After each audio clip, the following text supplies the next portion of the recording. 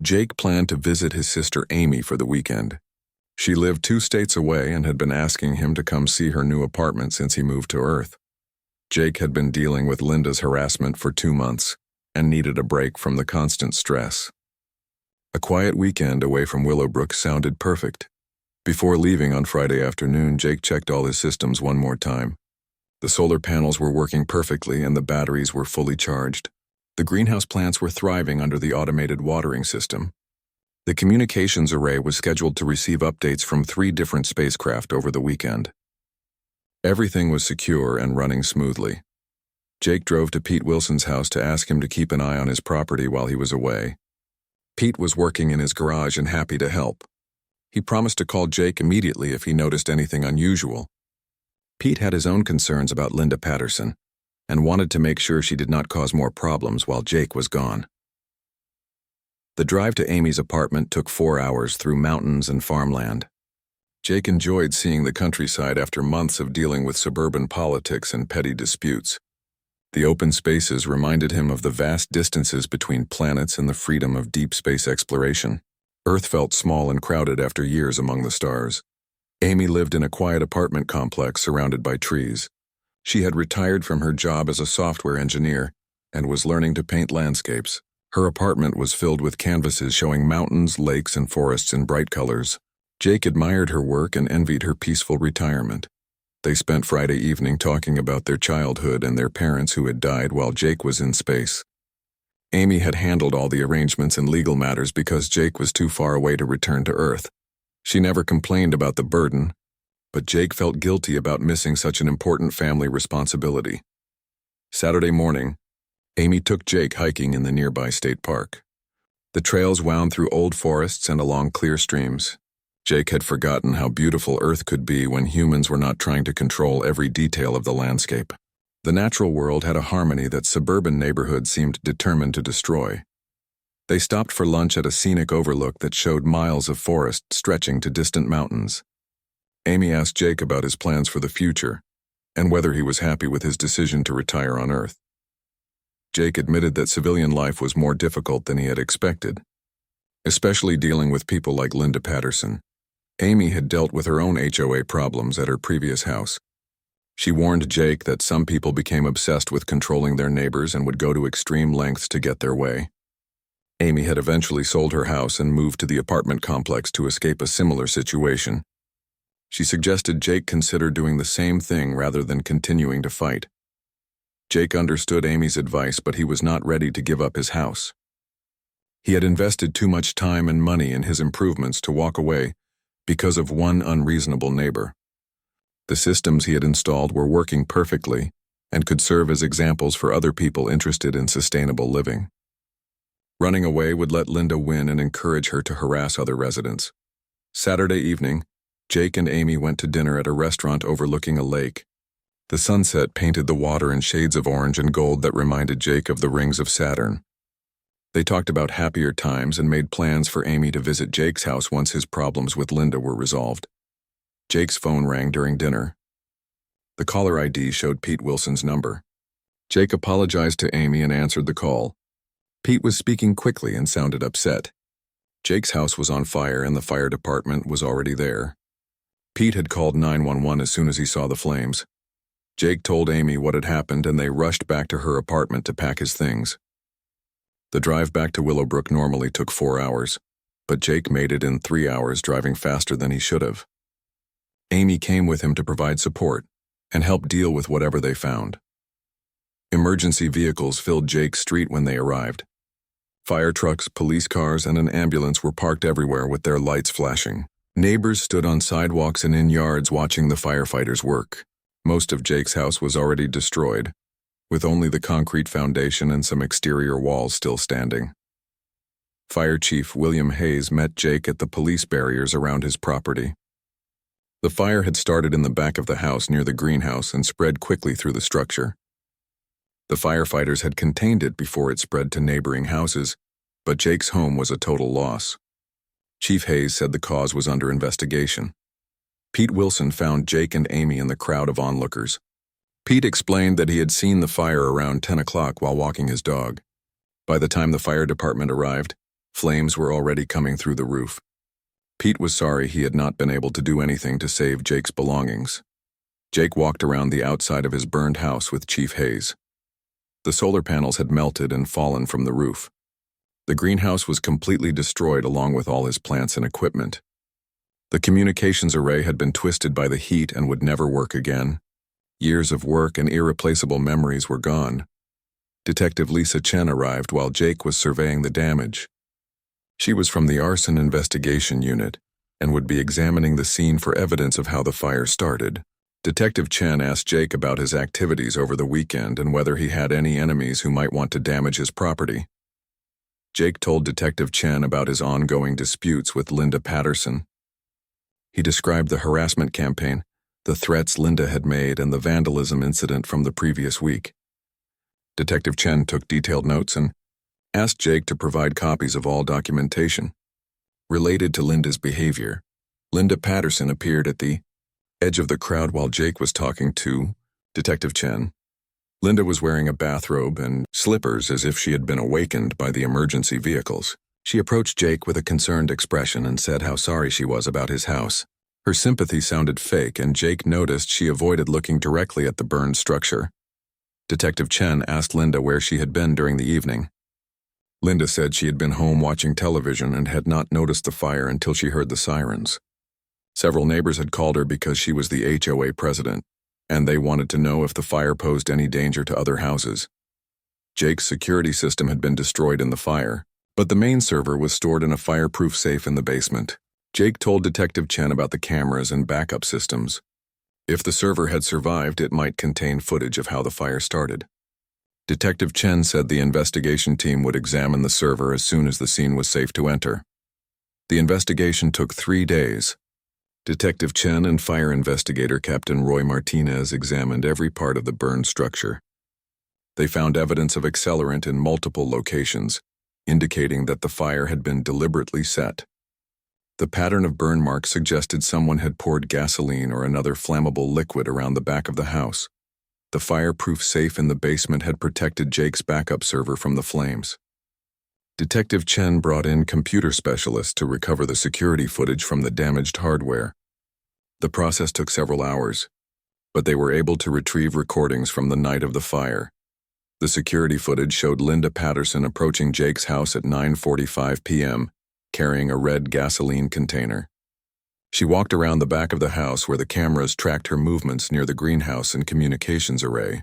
Linda poured liquid from the container in several locations before leaving the same way she had come. At 10:15 p.m., the cameras recorded the first flames appearing near the greenhouse. The fire spread rapidly through the structure just as the firefighters had described. Linda returned to the scene 30 minutes later, but this time she was wearing her bathrobe and acting like a concerned neighbor awakened by the emergency. Detective Chen arrested Linda Patterson at her house on Monday morning. Linda denied any involvement in the fire and claimed the security footage must have been faked. She said Jake was trying to frame her because of their HOA disputes. Linda's lawyer arrived within an hour and advised her to stop talking to investigators. The search of Linda's house revealed the empty gasoline container in her garage. Chemical analysis showed residue that matched accelerants found at the fire scene. Linda's computer contained dozens of files documenting her complaints about Jake and plans for forcing him to leave the neighborhood. One email to another HOA board member mentioned permanently solving the problem with troublesome residents. Jake stayed in a hotel while insurance adjusters examined his property and estimated the cost of rebuilding. Everything he owned except the clothes he had taken to Amy's apartment was destroyed. Photo albums from his childhood, awards from his military service, and prototypes of technology he had developed were all gone forever.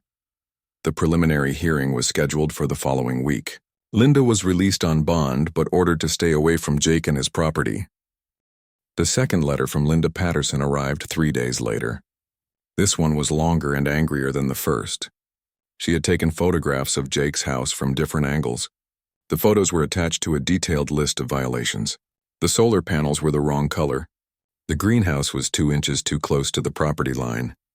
The water barrels were visible from the street and looked unsightly. Jake studied the photographs carefully. Linda had been on his property to take some of them. The angle of one photo showed she had been standing in his backyard near the greenhouse. Another photo was taken from beside his house where only someone trespassing could stand. Jake felt his anger building. In the military, unauthorized entry into restricted areas was a serious offense. The letter demanded immediate compliance with HOA standards. If Jake did not remove his modifications within 2 weeks, the HOA would begin charging daily fines of $50. The fines would continue until he brought his property into compliance. Legal action would follow if the fines were not paid. Jake walked to his mailbox to get the rest of his mail. His neighbor from the house next door was also checking his mailbox. The man was older with gray hair and kind eyes. He introduced himself as Pete Wilson and welcomed Jake to the neighborhood. Pete had lived in Willowbrook for 15 years. He told Jake that Linda Patterson had been causing problems for residents the whole time she had been HOA president. Most people were afraid to challenge her because she had connections with lawyers and city officials. Several neighbors had moved away rather than deal with her constant harassment. Pete liked Jake's garden and solar panels. His own electric bill had doubled over the past year because of rising energy costs. He asked Jake how much the solar system had cost and whether it really worked as well as advertised. Jake invited Pete to come look at his energy monitor. The system was producing more power than Jake used, even with the greenhouse lights and water pumps running.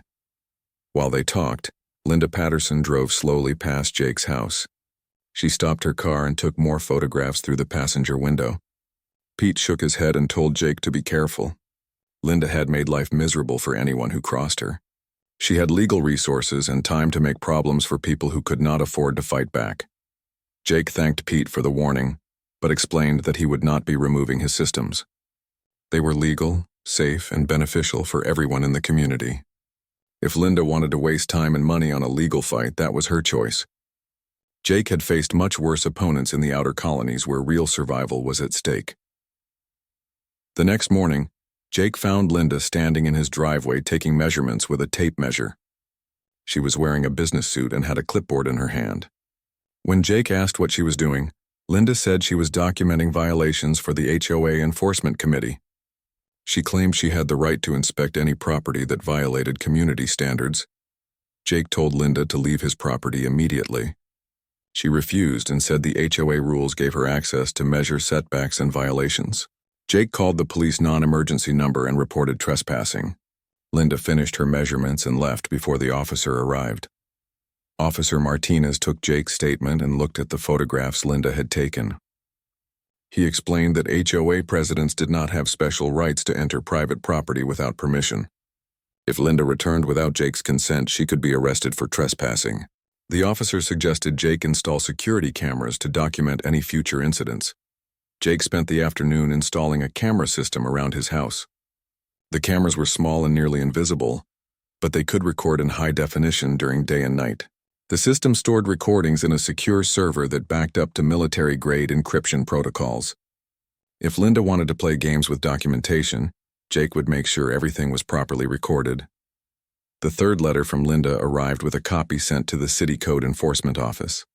Linda claimed Jake was operating an illegal business from his residential property. She said the greenhouse and hydroponic system were commercial agriculture equipment that violated zoning laws.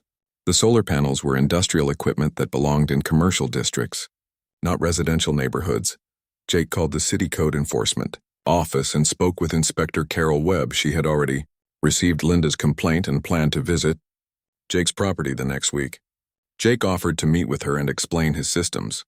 Inspector Webb sounded tired and told Jake that Linda Patterson filed more complaints than anyone else in the city.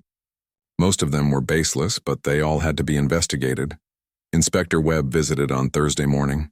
She examined every part of Jake's installation and checked all his permits and certificates. The solar panels were residential-grade equipment that met all safety codes. The greenhouse was a personal hobby structure that many homeowners had in their backyards. The hydroponic system was no different from any other garden watering setup. Inspector Webb told Jake his property was in complete compliance with all city codes.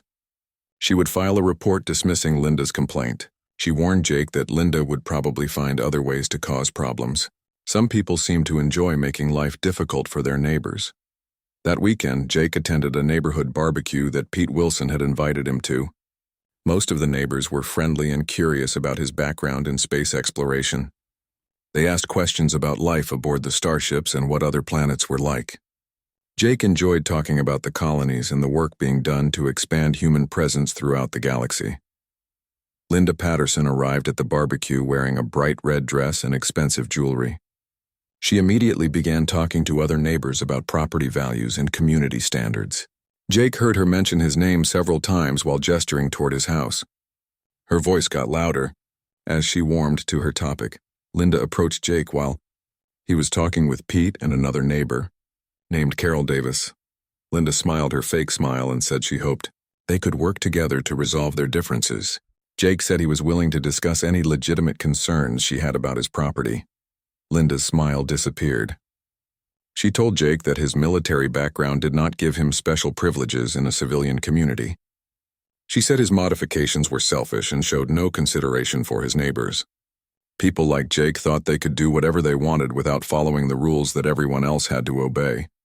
Jake kept his voice calm and polite. He explained that his systems actually benefited the whole neighborhood by reducing energy consumption and demonstrating sustainable technology. He offered again to show Linda how everything worked and answer any technical questions she had. Linda stepped closer to Jake and spoke in a low, angry voice. She told him that she had been protecting this neighborhood for 8 years and would not let anyone destroy what she had built. Jake was a troublemaker who thought he was better than everyone else. She promised him that he would regret buying a house in her community. Pete Wilson stepped between Linda and Jake. He told Linda that she was being rude and unreasonable. Jake was a good neighbor who had served his country in space for 5 years. His house improvements were impressive and should be welcomed, not attacked. Linda turned her anger toward Pete. She reminded him that his own property had several minor violations that she had chosen to overlook. If Pete wanted to support troublemakers, she could easily change her attitude about being flexible with the rules. Pete's face went red, but he did not back down. Other neighbors stopped talking and watched the confrontation. Linda looked around and realized she was making a scene. She gathered herself together and walked away without another word. Jake thanked Pete for standing up to her, but Pete looked worried. He said Linda would remember this and find ways to get revenge on both of them. Jake received permission from his former commanding officer to install a communications array in his backyard.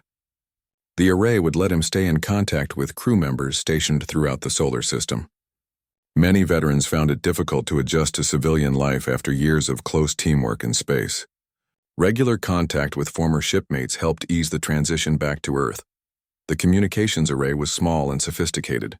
It looked like a satellite dish but used quantum encryption protocols developed by the Space Force. The dish could track multiple spacecraft simultaneously and maintain secure connections across vast distances.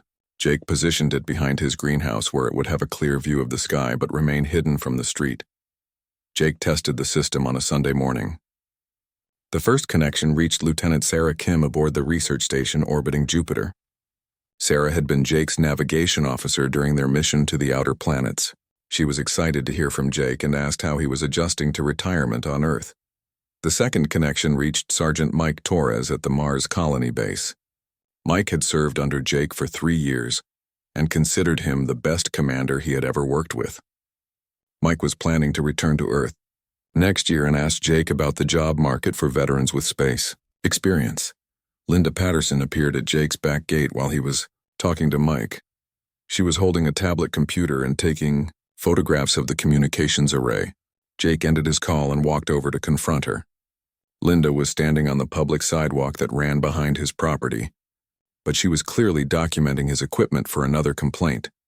Linda demanded to know what kind of military equipment Jake had installed in a residential neighborhood. She said the dish looked like a weapon system that could be dangerous to aircraft flying overhead. She claimed that several neighbors had called her with concerns about national security threats. Jake explained that the communications array was completely passive.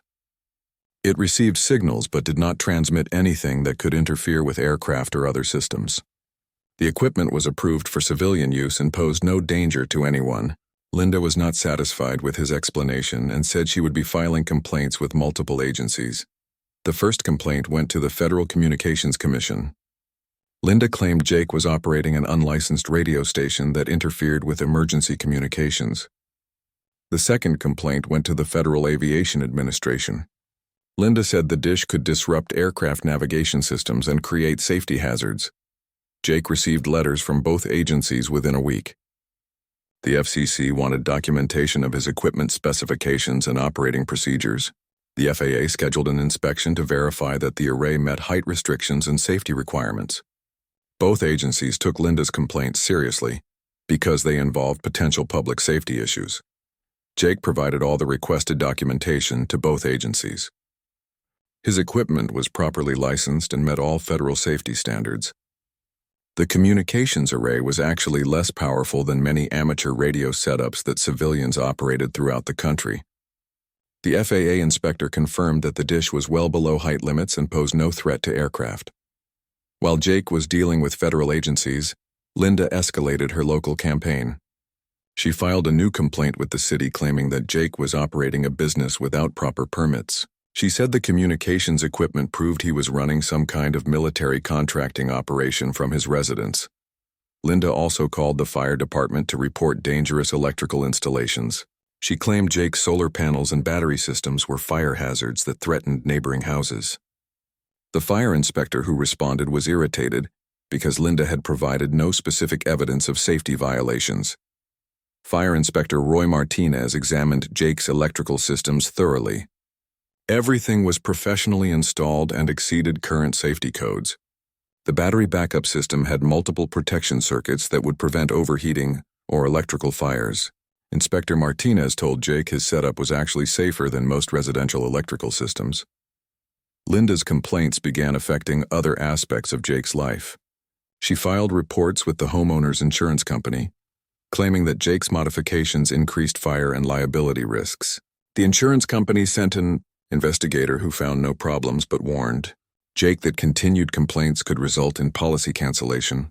Linda also contacted Jake's mortgage company suggesting that unauthorized modifications had decreased his property value. The mortgage company required a new appraisal that actually showed Jake's improvements had increased his home's value significantly. Solar panels and energy-efficient systems were popular with buyers in the current market. Jake realized that Linda was conducting a systematic harassment campaign designed to make his life miserable. She was filing complaints with every agency she could think of, hoping one of them would find a violation that could force him to remove his improvements. Each complaint required time and energy to address, even when it was completely baseless. The breaking point came when Linda organized a group of neighbors to attend a city council meeting. She had prepared a presentation about Jake's property that included photographs and a list of alleged violations. Linda claimed that Jake's military background made him dangerous and that his equipment could be used for surveillance or other illegal activities. Jake attended the city council meeting to defend himself. Most of the neighbors Linda had brought seemed uncomfortable when they saw Jake in person. He was polite and respectful as he answered questions about his background and his property improvements. Several council members thanked him for his military service and said his home modifications were impressive examples of sustainable technology. Linda became increasingly agitated as the meeting progressed. When the council chairman suggested that Jake's improvements could serve as a model for other residents, Linda interrupted with accusations that Jake was getting special treatment because of his military connections. She demanded that the council take action to force compliance with neighborhood standards. Councilmember Janet Phillips asked Linda to provide specific evidence of actual violations or safety hazards. Linda could not point to anything that violated city codes or posed real dangers. Her complaints were based entirely on her personal opinion that Jake's property looked different from other houses in the neighborhood. The council voted to dismiss Linda's complaints and commended Jake for his service to the country and his commitment to environmental sustainability. Council Chairman Robert Lee suggested that the city might want to offer incentives for other residents to install similar energy-efficient systems. Linda left the meeting in fury. As Jake walked to his car, Linda confronted him in the parking lot. She told him that she had been protecting Willowbrook for 8 years and would not let anyone destroy what she had built. Jake was a selfish troublemaker who cared nothing about his neighbors or community standards. Jake tried to walk away, but Linda followed him to his car. She said that people like Jake always thought they were special because they had worn a uniform. Military service did not give him the right to ignore rules that everyone else followed. She promised that she would find a way to make him regret moving to her neighborhood. Other people in the parking lot stopped to watch the confrontation. Linda realized she was making another scene and tried to control her anger. She told Jake that their dispute was far from over, and that he had no idea what she was capable of doing. Jake got in his car and drove away without responding to her threats. That night, Jake called his former legal officer, Lieutenant Colonel Susan Wright. Susan had retired from active duty and was now practicing civilian law in another state. Jake described his situation and asked for advice on dealing with Linda's harassment campaign. Susan told Jake to document everything Linda did and said. Harassment campaigns often escalated until the perpetrator did something that crossed legal boundaries. Linda's behavior was becoming increasingly erratic and vindictive. Susan warned Jake to be careful and suggested he consider installing additional security measures around his property. Jake upgraded his camera system to include motion sensors and infrared recording capability. He also installed backup power systems that would keep the cameras running even during power outages. If Linda decided to escalate beyond legal complaints and bureaucratic harassment, Jake wanted to have complete documentation of whatever she tried to do. The next morning, Jake found that someone had scattered trash across his lawn during the night. Empty bottles and food containers were thrown around his garden and driveway. Jake checked his security cameras and found footage of Linda Patterson walking past his house at midnight, carrying a plastic bag. Jake called Officer Martinez and filed a vandalism report. The security footage clearly showed Linda dumping trash on Jake's property. Officer Martinez said he would talk to Linda and warn her about criminal charges if the harassment continued. Jake cleaned up the mess and wondered what Linda would try next. Jake Morrison stepped out of the taxi and looked at his new house. After 5 years in space aboard the starship Terra Nova, everything on Earth felt different. The gravity pulled at his legs in a way he had almost forgotten. The air smelled of grass and flowers instead of recycled oxygen. Even the sunlight felt warm on his skin in a way the artificial lights on the ship never could. The house was small but perfect for what he needed. It sat on a corner lot in the Willowbrook neighborhood. The realtor had told him it was a quiet community with friendly neighbors. Jake carried his single duffel bag to the front door and used the key to let himself in. The house was empty except for the basic furniture he had bought online. It would take time to make it feel like home, but he had plenty of that now. Jake walked through each room slowly. The kitchen was bigger than his quarters on the ship had been. The bedroom had a window that looked out at the backyard. He could see a small area where the previous owner had tried to grow vegetables. The plants were all dead now, but Jake smiled when he saw it. He had plans for that space. The next morning, Jake drove to a supply store and bought everything he needed. Solar panels went on the roof first. The installation crew was surprised by how quickly he understood their work. Years of maintaining ship systems had taught him about electrical connections and energy flow. The panels would power his house and send extra energy back to the grid. On Mars colonies, every bit of power mattered. Here on Earth, people wasted energy like it would never run out. Jake set up a water collection system next. Rain barrels connected to the gutters would catch water for his garden. A small filtration unit would clean the water better than most city systems. The crew aboard Terra Nova had recycled every drop of water for 5 years. Earth had plenty of water, but waste was still waste. The garden took shape over the next week.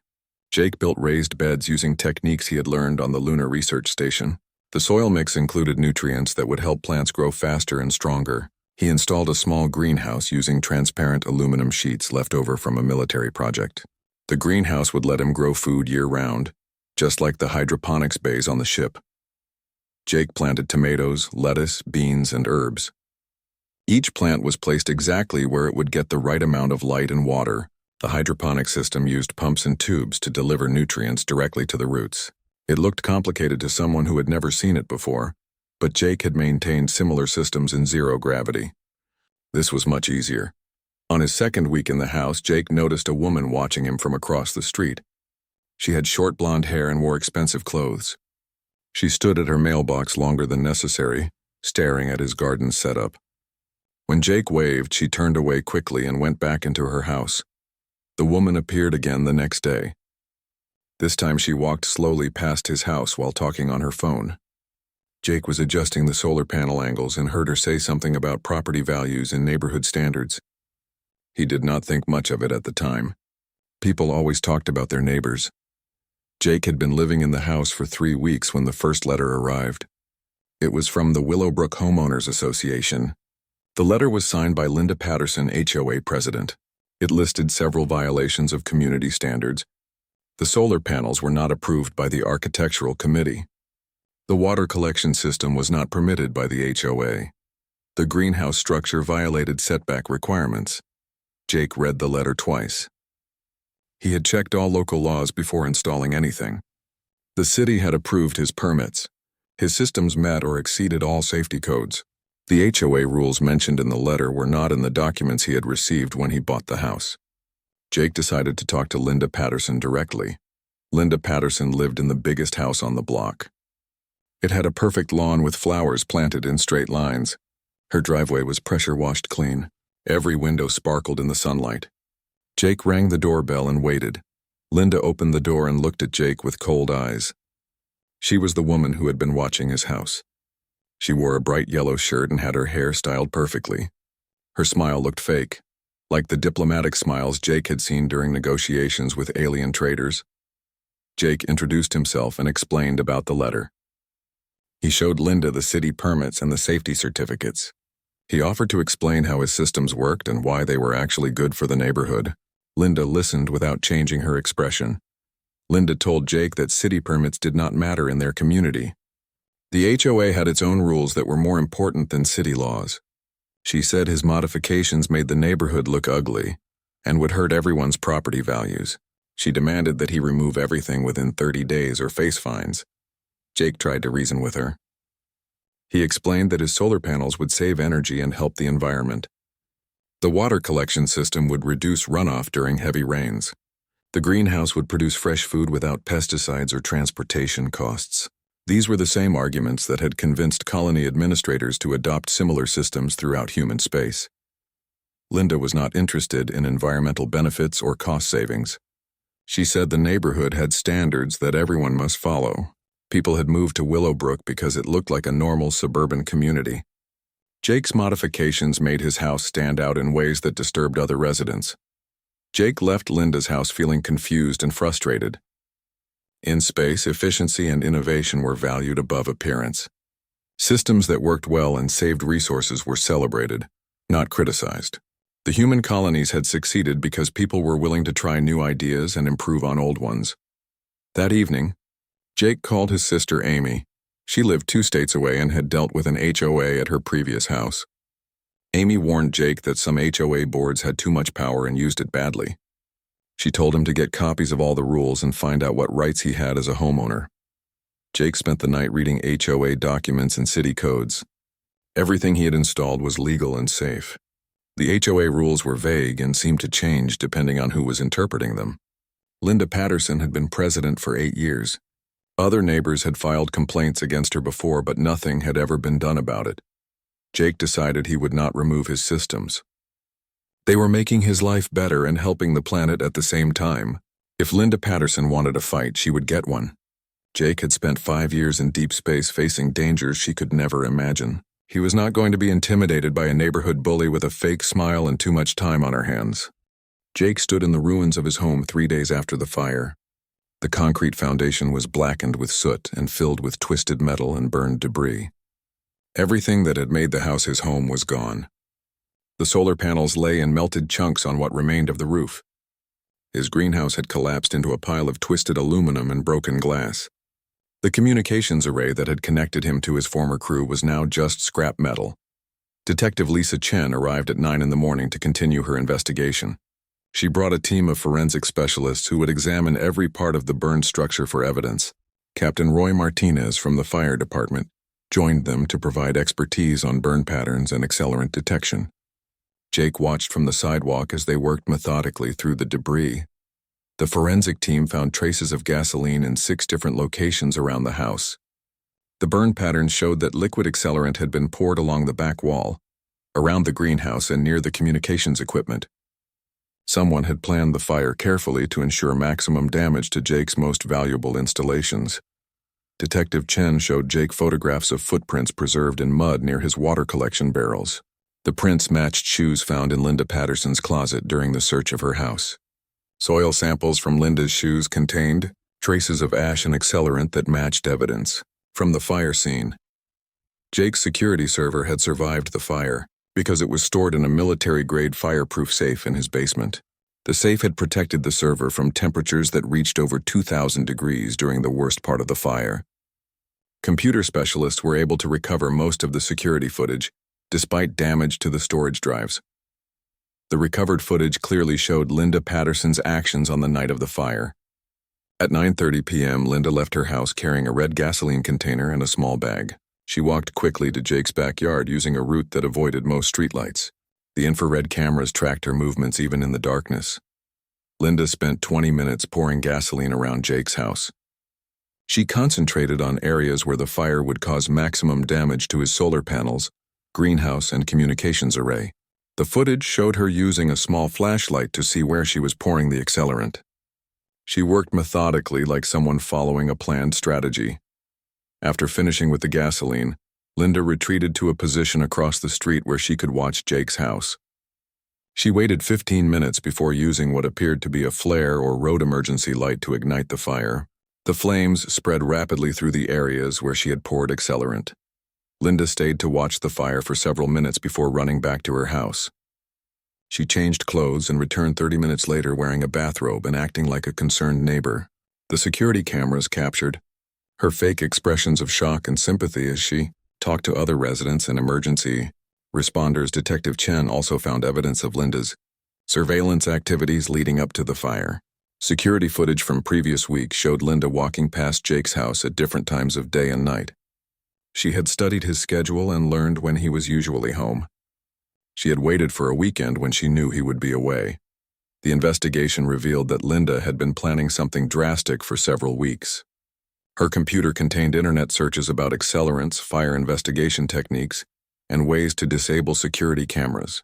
She had researched Jake's background looking for information she could use to discredit him if her plan was discovered. Linda's email records showed increasing frustration with legal methods of harassment. Her complaints to various agencies had all been dismissed or resolved in Jake's favor. City council members had praised Jake's property improvements instead of supporting Linda's demands for enforcement action. Linda felt that normal procedures were not working fast enough. 1. Email to her lawyer discussed the possibility of filing a nuisance lawsuit against Jake. The lawyer had advised against it because Jake's installations were legal and beneficial to the community. Linda's response showed anger that even her own attorney would not help her fight against Jake's violations of neighborhood standards. Detective Chen interviewed other HOA board members about Linda's behavior in recent weeks. Karen Smith, the HOA secretary, admitted that Linda had become increasingly obsessed with Jake's property. Linda spent hours every day watching his house and documenting what she considered violations of community standards. Karen revealed that Linda had talked about taking direct action to solve the problem with troublesome residents. At a private HOA board meeting, Linda had suggested that some people only understood consequences more serious than letters and fines. Karen had assumed Linda meant legal action, not criminal activity. Frank Davis, another board member, told Detective Chen that Linda's behavior had made him uncomfortable for months. Linda talked constantly about property values and neighborhood standards, but her real motivation seemed to be personal control. She enjoyed having power over other residents and became furious when anyone challenged her authority. The investigation also uncovered Linda's history of harassment against other residents. 3 families had moved away from Willowbrook in recent years because of disputes with Linda. All of them had made improvements to their properties that Linda opposed.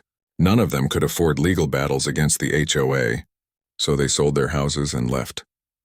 Detective Chen found complaints filed against Linda with the Better Business Bureau and the State Attorney General's office. Former residents accused Linda of selective enforcement of HOA rules, harassment, and abuse of power. The complaints had been investigated, but no action was taken because Linda always stayed within legal boundaries.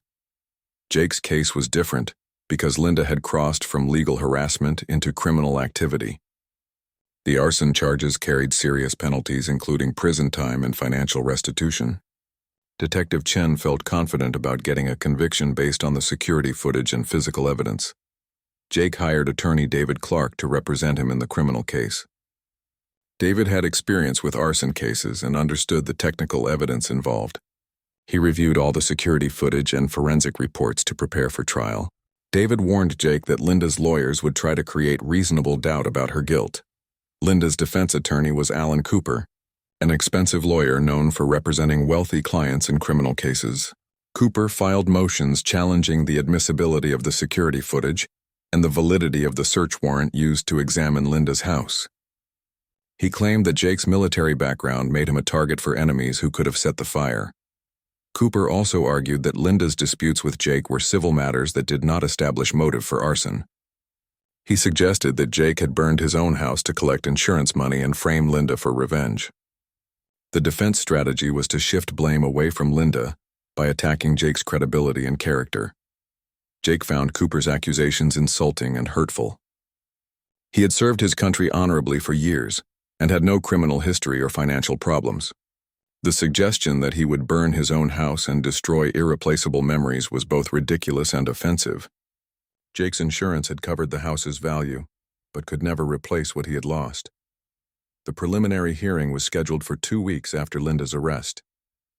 Jake would have to testify about his disputes with Linda and the evidence of her harassment campaign. The prosecutor, District Attorney Sarah Williams, felt confident about the case but warned Jake that criminal trials could be unpredictable. Jake spent his time staying in a hotel and working with his insurance company to begin the rebuilding process. The insurance adjuster had determined that the fire was definitely arson, which meant Jake's policy would cover the full replacement cost. However, the legal proceedings had to be completed before major reconstruction could begin. Pete Wilson visited Jake at the hotel to provide moral support and updates from the neighborhood. Most residents were shocked by Linda's arrest and felt guilty about not speaking up against her harassment earlier. Several neighbors offered to testify about Linda's behavior if their testimony would help convict her. Jake appreciated the support but felt frustrated that people had been afraid to challenge Linda before she escalated to violence. The community's silence had enabled Linda's harassment campaign and contributed to the destruction of his home. Jake wondered how many other people had suffered because residents chose not to get involved. Amy drove from her apartment to stay with Jake during the preliminary hearing.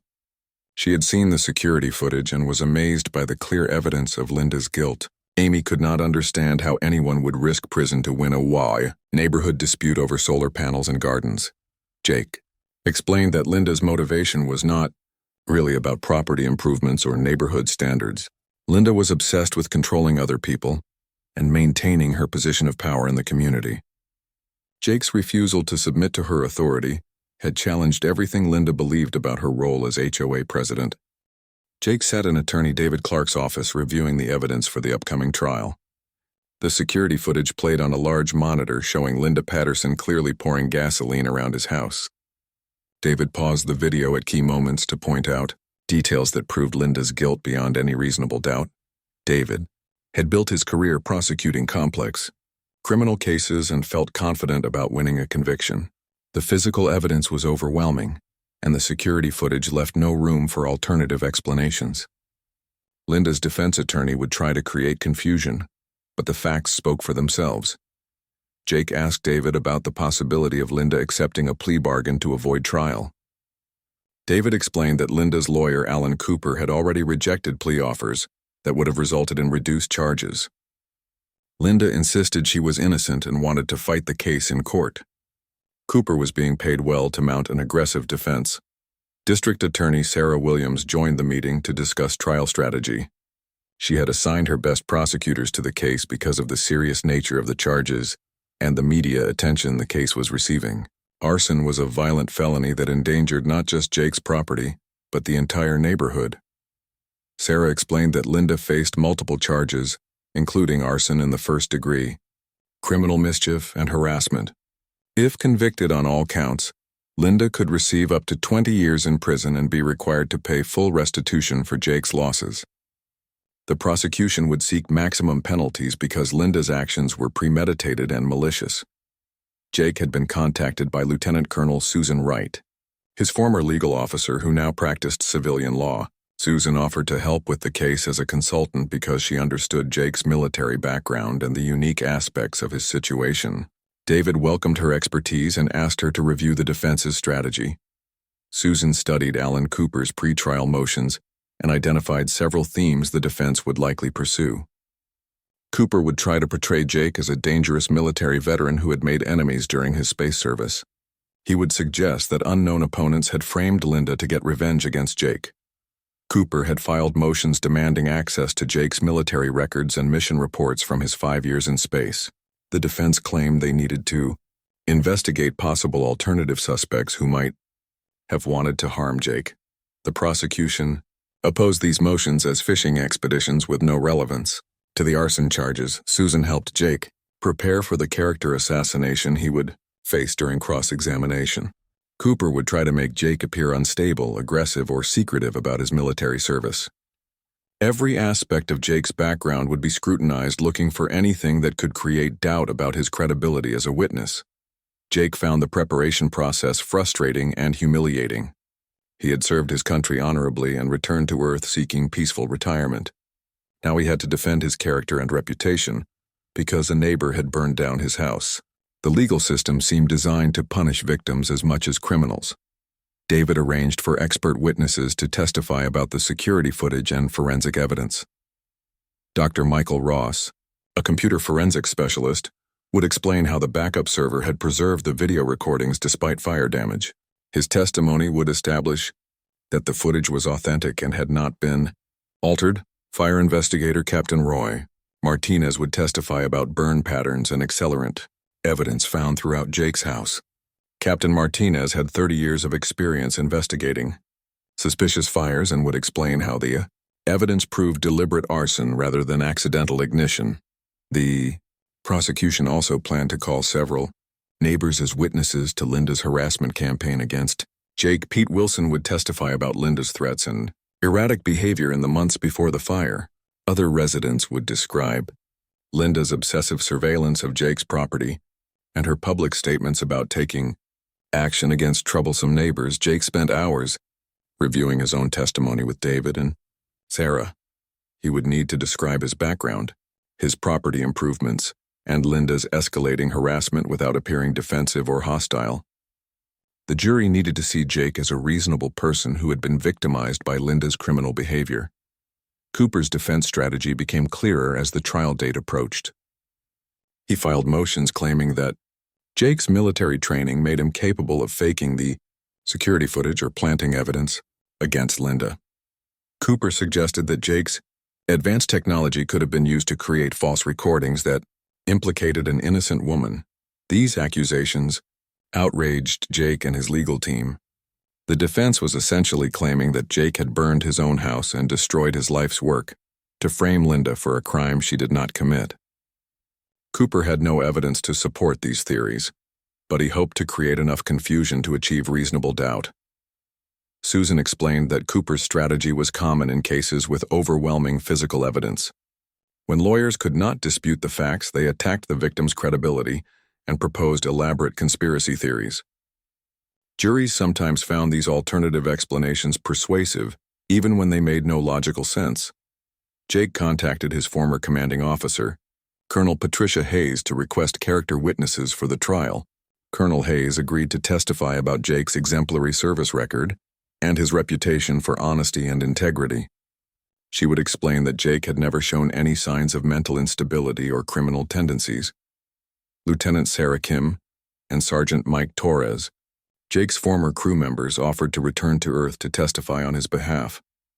Both officers would describe Jake as a dedicated leader who always followed proper procedures and never engaged in deceptive or illegal activities.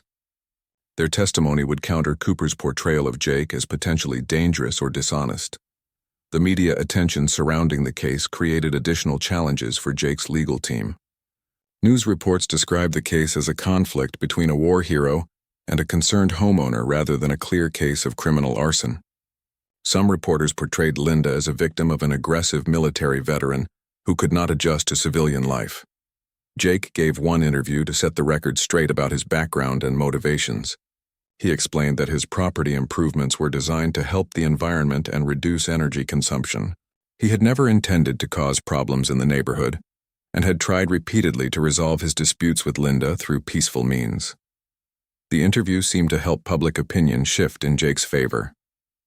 Letters to newspaper editors praised Jake's military service and criticized Linda's vigilante approach to neighborhood disputes. Several environmental groups expressed support for Jake's sustainable technology projects. Cooper responded by giving his own interviews portraying Linda as a dedicated community volunteer who had been unfairly targeted by someone with advanced military training and surveillance equipment. He suggested that Linda's arrest was based on manufactured evidence and that the real perpetrator remained free to commit other crimes. Jake's insurance company completed their investigation and agreed to pay the full replacement cost for his house and belongings. However, they warned that the payment would be delayed until the criminal trial was concluded. If Linda was convicted, the insurance company would seek restitution from her for the money they paid Jake. Jake used the waiting time to plan improvements for his rebuilt house. The new structure would incorporate even more advanced sustainable technology and security systems. If Linda was convicted and sent to prison, Jake wanted to demonstrate that her criminal actions had not intimidated him into abandoning his environmental goals. Amy visited Jake regularly during the trial preparation period. She was amazed by the complexity of the legal proceedings and the resources Linda was spending on her defense. Amy could not understand why Linda did not simply plead guilty and accept responsibility for what she had obviously done. Jake explained that Linda's wealth gave her options that most criminals did not have. She could afford expensive lawyers and expert witnesses who might create enough confusion to avoid conviction. Linda's strategy was to bet everything on the possibility that she could escape justice through legal technicalities and alternative theories. The final pretrial conference took place 1 week before jury selection was scheduled to begin. Judge Maria Rodriguez reviewed all motions and evidence to ensure both sides were ready to proceed. She warned both legal teams that she would not tolerate any tactics designed to delay or disrupt the trial process. Cooper made one last attempt to get Jake's military records admitted as evidence. He argued that the prosecution was hiding information about Jake's psychological fitness and possible enemies from his space service. Judge Rodriguez denied the motion and ruled that Jake's military background was irrelevant to the arson charges. Sarah Williams felt confident as the trial preparation concluded. The evidence against Linda was clear and compelling. The security footage showed her committing the crime, and the forensic evidence supported every detail of the prosecution's case. Unless something unexpected happened during the trial, Linda Patterson would be convicted and sent to prison. Jake spent the night before jury selection walking through his old neighborhood. The courthouse was packed with reporters and curious residents when jury selection began on Monday morning. Jake sat at the prosecution table wearing his best civilian suit, trying to look like a normal suburban homeowner rather than a military veteran. District Attorney Sarah Williams had advised him to appear as ordinary and unthreatening as possible. Linda Patterson entered the courtroom wearing an expensive blue dress and pearl jewelry. She looked like a respectable community leader rather than someone accused of arson. Her attorney, Alan Cooper, had obviously coached her on how to present herself to potential jurors. Linda smiled and nodded politely to people she recognized in the gallery. Judge Maria Rodriguez called the court to order and explained the charges against Linda. The judge read the indictment carefully, describing how Linda was accused of deliberately setting fire to Jake's house while he was out of town. The potential jurors listened intently as they learned about the case they might be asked to decide. Jury selection took 2 days because Cooper challenged many potential jurors who expressed strong opinions about arson or military veterans. He wanted jurors who might be sympathetic to Linda's position as a longtime community volunteer. Sarah Williams looked for jurors who would focus on facts and evidence rather than personal opinions about the defendants.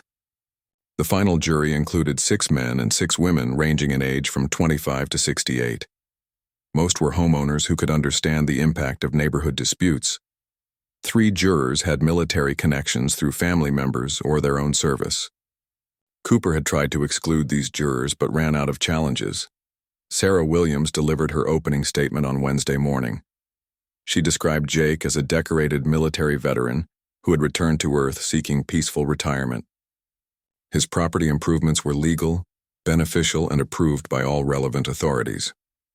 Linda Patterson had waged a harassment campaign against Jake that escalated into criminal arson when legal methods failed. Sarah showed the jury photographs of Jake's house before and after the fire. The before pictures showed a neat suburban home with solar panels, a small greenhouse, and a communications array. The after pictures showed nothing but blackened ruins and twisted metal. Sarah told the jury that Linda's jealousy and need for control had motivated her to destroy Jake's life. Alan Cooper's opening statement portrayed Linda as a dedicated community volunteer who had spent 8 years protecting property values in Willowbrook. Jake Morrison was a trained military operative who had installed suspicious equipment and refused to follow neighborhood standards. Cooper suggested that Jake's enemies from his space missions might have burned his house and framed Linda. Cooper told the jury that the prosecution's evidence was circumstantial and could be explained by alternative theories. The security footage might have been altered using Jake's advanced technology. The physical evidence could have been planted by someone with military training and access to accelerants. Cooper promised to show that Linda was innocent of all charges. Jake was the prosecution's first witness. Sarah Williams led him through his background, military service, and decision to retire in Willowbrook. Jake described his property improvements and explained how they reduced energy consumption and environmental impact. His testimony was calm and factual, focusing on technical details rather than emotional responses. Cooper's cross-examination was aggressive and personal. He asked Jake about combat missions and weapons training during his space service. Cooper implied that Jake's military background made him dangerous and capable of violence against civilians. He suggested that Jake had psychological problems adjusting to retirement on Earth. Jake remained calm despite Cooper's attempts to provoke him. He answered questions directly and corrected mischaracterizations of his military service. When Cooper suggested that Jake might have enemies who wanted revenge, Jake pointed out that no evidence supported any alternative theories about who might have burned his house. Cooper asked detailed questions about Jake's security system and technical knowledge. He implied that Jake could have altered the security footage to frame Linda for a crime she did not commit. Jake explained that the system had multiple safeguards against tampering and that the backup server had been examined by independent experts. Detective Lisa Chen testified about the investigation and the evidence found at the scene. She described the accelerant patterns, the physical evidence linking Linda to the fire, and the clear security footage showing Linda's actions. Cooper challenged every aspect of her investigation but could not dispute the basic facts. Captain Roy Martinez explained the forensic evidence to the jury in simple terms. The burn patterns proved that accelerants had been poured in multiple locations around Jake's house. The fire had spread exactly as it would if someone had deliberately set it using gasoline. No evidence suggested accidental ignition or any other cause besides arson. Computer forensics expert Dr. Michael Ross testified about recovering the security footage from Jake's damaged server. He explained the technical processes used to retrieve the data and verify its authenticity. Dr. Ross showed the jury that the footage had not been altered or manipulated in any way. The security footage was played for the jury in its entirety. The courtroom was silent as everyone watched Linda Patterson systematically pour gasoline around Jake's house and then ignite the fire. The footage was crystal clear and showed Linda's face and actions in detail. Cooper objected repeatedly, but could not prevent the jury from seeing the evidence. Pete Wilson testified about Linda's behavior in the months before the fire. He described her obsessive surveillance of Jake's property and her increasingly angry threats about taking action against troublesome residents. Pete told the jury that Linda had become so hostile that neighbors were afraid to cross her. Karen Smith, the HOA secretary, was called as a prosecution witness. She reluctantly testified about Linda's private comments regarding Jake and her frustration with legal methods of harassment. Karen admitted that Linda had talked about taking direct action to solve problems with residents who would not comply with her demands. Cooper tried to minimize Karen's testimony by suggesting that her comments were taken out of context or misunderstood. Karen became emotional and admitted that she should have spoken up earlier about Linda's increasingly erratic behavior. She felt guilty about not warning Jake that Linda was planning something drastic. The prosecution rested its case after 4 days of testimony. Sarah Williams felt confident that the jury had seen overwhelming evidence of Linda's guilt. The security footage alone was enough to convict, but the additional physical evidence and witness testimony created an unshakable case. Cooper began his defense by calling character witnesses who praised Linda's community service and volunteer work. Former HOA board members described Linda as dedicated and hardworking. Neighbors testified that Linda had helped them with various problems over the years and always acted in the community's best interests. Cooper then called expert witnesses who suggested alternative theories about the fire. Dr. Richard Stone, a defense expert, testified that the security footage could theoretically have been altered using advanced software. However, Dr. Stone admitted under cross-examination that he had found no actual evidence of tampering. Defense. Investigator Nancy Phillips testified that she had researched Jake's military background and found classified missions that might have created enemies. However, Phillips could not identify any specific individuals who might want revenge against Jake. Her testimony was largely speculation without supporting evidence. Linda Patterson took the witness stand in her own defense on the second week of trial. She testified that she had been home watching television on the night of the fire and had not left her house until she heard sirens.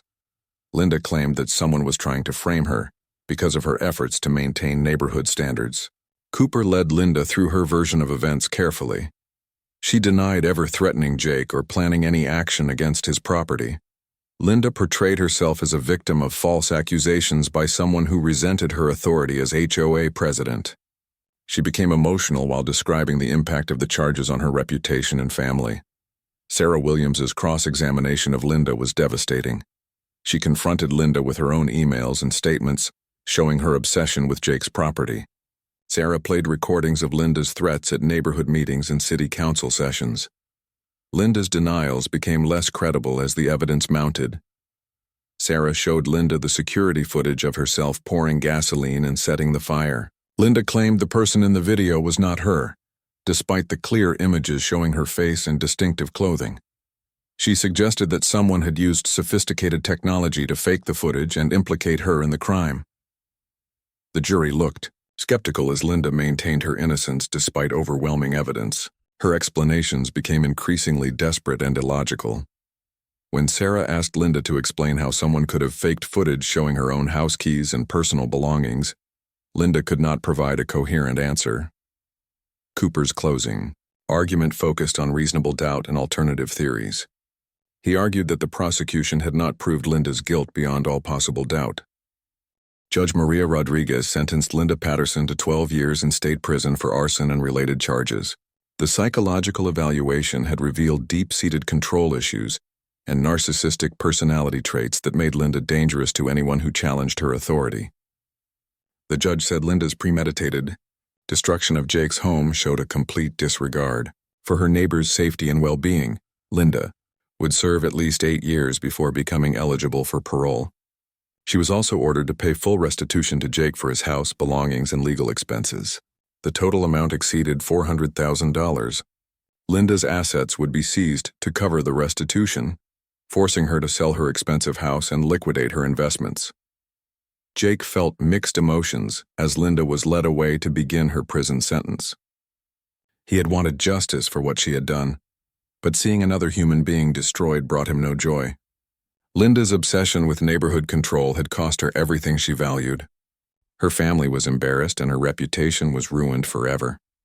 The Willowbrook Homeowners Association was dissolved after Linda's conviction. Several board members resigned in shame over their failure to stop Linda's harassment campaign. Other residents filed lawsuits against the remaining board members for enabling Linda's abuse of power. The neighborhood would never recover its previous image of peaceful suburban tranquility. Jake began rebuilding his house 6 months after the trial ended. The insurance settlement and restitution money gave him resources to create something even better than what Linda had destroyed. The new house incorporated the most advanced sustainable technology available, turning his property into a model of environmental innovation. The rebuilt house featured solar panels that generated 3 times more power than Jake needed. Advanced battery systems stored energy for use during cloudy days or power outages. A geothermal heating and cooling system eliminated the need for fossil fuels. Every system was designed for maximum efficiency and minimal environmental impact. Jake's new greenhouse was larger and more sophisticated than the original. Automated systems controlled temperature, humidity, and nutrients for optimal plant growth. The hydroponic gardens produced more food than Jake could eat, so he shared vegetables with neighbors and donated surplus to local food banks. The greenhouse became a demonstration site for sustainable agriculture techniques. The communications array was rebuilt, using newer technology that could maintain contact with spacecraft throughout the solar system. Jake used the system to coordinate with other veterans who were working on environmental projects around the world. The network grew into an informal organization promoting sustainable technology and supporting veterans' adjustment to civilian life. Pete Wilson became Jake's closest friend and strongest supporter in the neighborhood. Pete installed his own solar panels and water collection systems based on Jake's designs. Other neighbors followed Pete's example as they realized the benefits of sustainable technology. What Linda had tried to destroy through arson actually spread throughout the community. Jake established the Morrison Foundation for Veterans Transition, using money from a book deal about his experiences with Linda Patterson. The foundation helped military veterans adjust to civilian life and provided grants for sustainable technology projects. Veterans from all branches of service applied for assistance with housing, education, and environmental initiatives. The foundation's first major project was a housing development for disabled veterans that incorporated Jake's environmental innovations. Solar power, water recycling, and hydroponic gardens reduced living costs while providing opportunities for veterans to learn new skills. The development became a model for similar projects in other cities. Jake was invited to speak at conferences about sustainable technology and veterans' rights. His story inspired other people to stand up against harassment and pursue innovative solutions to environmental problems. Jake used these speaking opportunities to promote the work of veterans who were developing clean energy and conservation technologies. Media coverage of Jake's rebuilding efforts attracted attention from environmental organizations and government agencies. The Department of Energy featured Jake's house as an example of residential sustainability. The Environmental Protection Agency awarded him recognition for promoting clean technology at the community level. Jake's relationship with Amy grew stronger during the rebuilding process. She moved to an apartment near Willowbrook so she could visit more often and help with foundation work. Amy's artistic talents complemented Jake's technical skills as they designed educational materials about sustainable living and veterans' issues. The rebuilt house attracted visitors from around the world who wanted to learn about Jake's environmental systems. Engineers, architects, and government officials toured the property to study techniques they could apply in their own projects. Jake welcomed these visitors and shared his knowledge freely with anyone interested in sustainability. Lieutenant Sarah Kim and Sergeant Mike Torres visited Jake during their leave time on Earth. They were amazed by what he had accomplished since retiring from space service. Sarah was planning her own retirement and asked Jake for advice about adjusting to civilian life. Mike expressed interest in joining the Foundation's work when his service ended. Jake maintained regular contact with his former crew members throughout the solar system. The communications array allowed him to participate in virtual meetings and provide advice on technical problems. His experience with Earth-based sustainability helped solve resource management challenges on distant colonies and research stations. The neighborhood around Jake's house gradually changed as Linda's influence disappeared. New residents moved in, who were attracted by the community's growing reputation for environmental innovation. Property values increased as people recognized the benefits of sustainable technology in the absence of oppressive HOA regulations. Karen Smith apologized to Jake for her failure to stop Linda's harassment campaign. She had been intimidated by Linda's aggressive personality and afraid of becoming a target herself. Karen volunteered to help with the Foundation's work as a way of making amends for her previous silence. Jake's house became an unofficial embassy for the growing community of humans who lived and worked in space. Visiting astronauts and colonists stayed with Jake when they came to Earth for meetings or medical treatment. The house provided a comfortable bridge between the high-tech world of space exploration and the traditional environment of suburban neighborhoods. The foundation expanded to include research on terraforming, technologies that could help make other planets more habitable. Jake worked with scientists to adapt his Earth-based systems for use in extreme environments. The knowledge gained from sustainable living on Earth proved valuable for establishing self-sufficient colonies throughout the galaxy. Jake never forgot the lessons he learned from his conflict with Linda Patterson. Power without accountability could corrupt even well-intentioned people. Communities needed protection from individuals who used authority to satisfy personal needs for control. Jake's foundation worked to identify and support people who faced similar harassment from corrupt officials. The rebuilt house included a memorial garden dedicated to all the veterans who had died during humanity's expansion into space. Jake tended the garden personally, growing flowers and vegetables that honored the sacrifice of his fallen comrades. The garden provided a peaceful place for reflection and remembrance. 5 years after Linda's conviction, Jake stood in his garden watching the sunset paint the sky in brilliant colors. The communications array hummed quietly as it maintained contact with human settlements throughout the solar system. Solar panels gleamed on rooftops throughout the neighborhood as residents embraced the sustainable technology Jake had introduced. Jake's phone rang with a call from Colonel Patricia Hayes, his former commanding officer. She was retiring from active duty and wanted Jake's advice about adjusting to civilian life. Jake smiled as he assured her that the transition could be challenging, but ultimately rewarding. He invited her to visit his house and learn about the Foundation's work. The house that Linda Patterson had tried to destroy through arson had been reborn as something greater than Jake had ever imagined. What began as a simple desire for peaceful retirement had grown into a movement that was changing communities and helping veterans across the country. Jake had found a new mission that gave his life purpose and meaning. As darkness fell, lights came on throughout the neighborhood powered by clean energy from solar panels and wind generators. The sustainable technology that Linda had fought so hard to destroy was now the foundation of the community's prosperity. Jake walked inside his house knowing that tomorrow would bring new opportunities to help people and protect the planet that all humans called home. The stars appeared one by one in the clear night sky. Somewhere among those distant points of light, Jake's former crew members continued their missions to explore and settle new worlds. Jake had found his own way to contribute to humanity's future by demonstrating that Earth itself could be a better place for everyone. The fight with Linda Patterson was over, but Jake's real work was just beginning.